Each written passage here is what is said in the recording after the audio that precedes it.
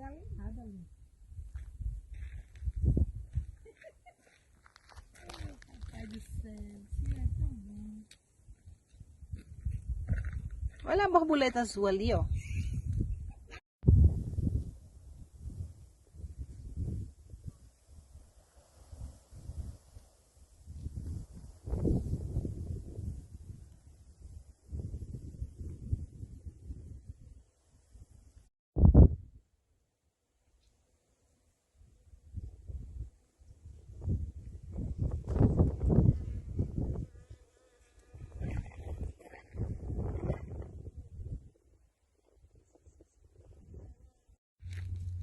Olha que coisa mais miúda. Gente, olha só aqui. Isso aqui, olha essa coisa miudinha, gente, que coisa fofa. E tem dela ali também amarela. Que coisa linda, gente. Olha a construção da natureza. Que coisa mais fofa.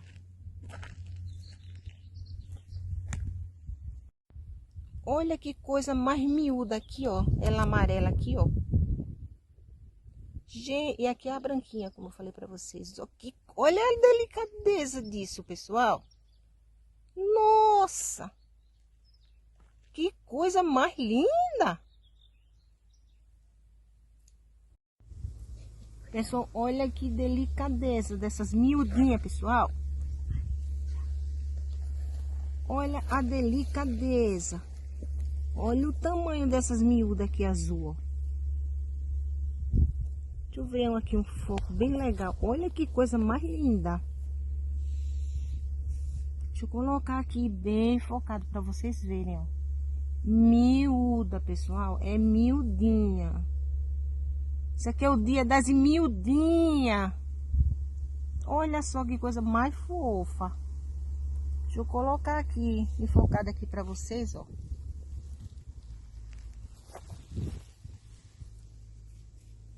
Pra vocês verem a delicadeza dessas flores aqui, ó.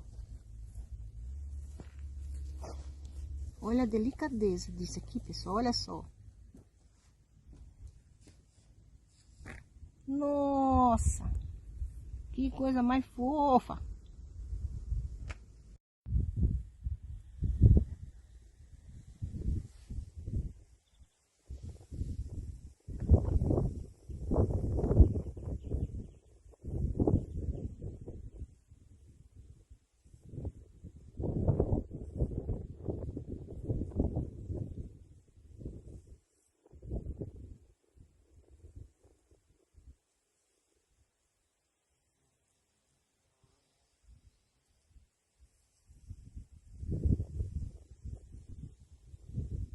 E aqui é tudo coberto assim, ó, com essas florezinhas, ó. Flores do campo. Branca, cor de rosa, amarela.